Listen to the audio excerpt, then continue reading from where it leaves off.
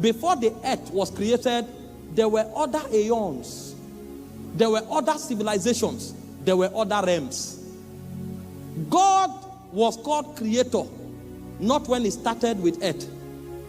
The Bible said in the beginning, God created heaven.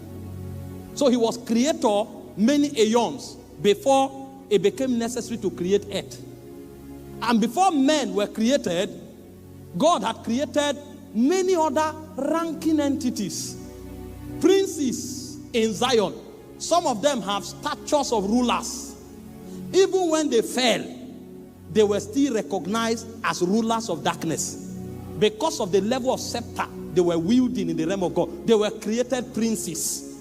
So even in the state of their fall, if you make a mistake of undermining them, you'll be in trouble. They are called the rulers of the darkness of this world. Now, all of this happened before man came. And even in the realm of God, there are some that were not given designation. They were called elders. So they have become so old. And only God knows what reference was used to judge their age. Because they are living in a realm where time does not exist. In the realms eternal, time is not a framework of reference. Now, if a being is living in a realm where there is no time and is called an elder, the question you ask yourself is, by what parameter was your age judged? How did you become an elder? It means there are many businesses in the corridors of light that creatures that have existed before us are already actively participating in. And so when God created us, we were novices. In fact, we were so much of novices that a fallen prince could deceive Adam cheaply. He didn't need a rehearsal.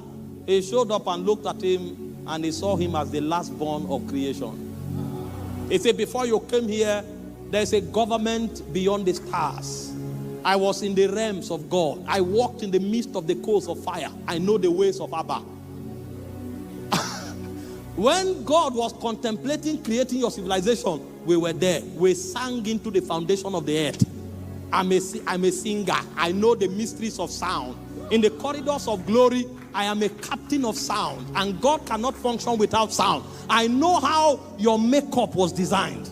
And when he looked at the man, he saw his naivety and it deceived him cheaply. And the reason the man fell was because he didn't know that there was a government. You know, I can walk into the UK now, and because I see a lot of advanced civilization, there is a train, there is football pitches, there are so many things, I can begin to enjoy myself and forget that there is an ancient monarch that exists in a place that regulates this civilization. And if I'm not careful, if I fall into rebellion, that monarch can use this system to find me and eject me. Because it may look as if the territory is free, but there is a system regulating it. And that monarchy is more ancient than my grandfather's.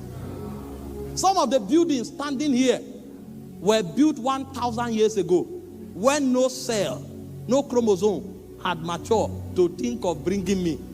So I can come into this civilization and forget that there's a government, that everything I'm seeing is not random. Everything I'm seeing is regulated, highly regulated. And for me to be relevant, I must enter that government and align myself. So when Adam came, he didn't know that there was a government, that he needed to align himself.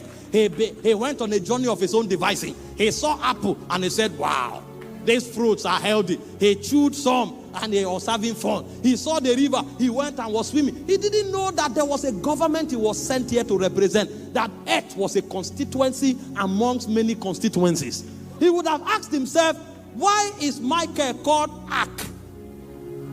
If he would have asked some question, why is he called Ark? It means there's a quadrant that this guy commands. So he's a commander among certain angels that operate in a government. He didn't know a civilization was going on. And so he fell. And since that man fell, God has been on a project of recuperation, of restoring and of redeeming the earth. Because his constituency is about to be cut off. A county is about to be cut off. In the heavens, there are many realms represented by many entities of glory, dominions, principalities, powers, rulers. This is one of our dominion. He came here and he began to live for pleasure. He's about to be cut off. And so from the day the man fell, the whole idea of legislation in Zion was an attempt to redeem him. And so Jesus showed up, and he knew what he was going to do to restore humankind back to their place, not in having fun, but in representing God as constituency agents that represents an aeon. But when he looked into the spirit, a lamentation came out of his spirit. He said, the harvest is truly, truly plenteous. He said, the laborers are few. And he now said, pray ye the Lord of the harvest, that he might send laborers into his harvest. And so the reason some of us became aware of serving God is not because we are smart. We came by prayer. We came by the priesthood of patriarchs. We came by the priesthood of the Christ himself. We came by prayer. We didn't come because we are wise. And so when a conference like this is put together, because we have realized that God has an agenda and we are representing that agenda, we know we need to pray for more to come. And so all of you seated here, number one, this conference is going to awaken you to the fact that you are not living here for fun. You are living here as a representative of the government of God. God wants to colonize the earth, and you are the agent that he is sending. You came by prayer. And if you fail in your duty as a custodian and an ambassador of heaven, United Kingdom will plunge into darkness. Even though there will be a lot of intelligent technological development in the realm where it matters, there will be disconnection. Because when time is accomplished and the nations are judged, some nations will be cut off.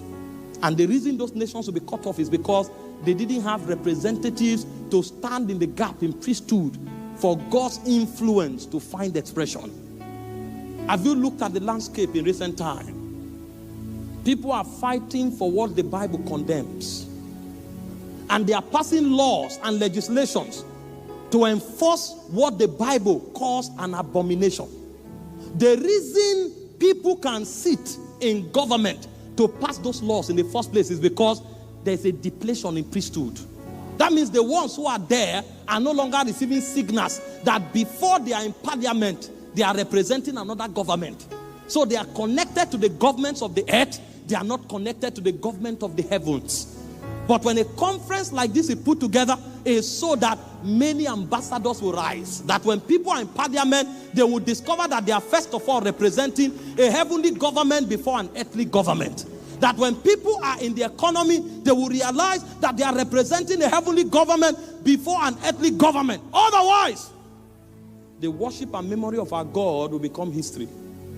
And one day people will say, once upon a time, there was a group of people that called on the name of one Jesus. But it will never happen. Because so long as you and I have breath, we will represent Jesus. Only Yeshua will reign forever. To your kingdom there is no end. There are kings, there are kingdoms, there are mountains, and there are thrones. Only Yeshua will reign forever. To his kingdom there is no end. There are kings, there are kingdoms,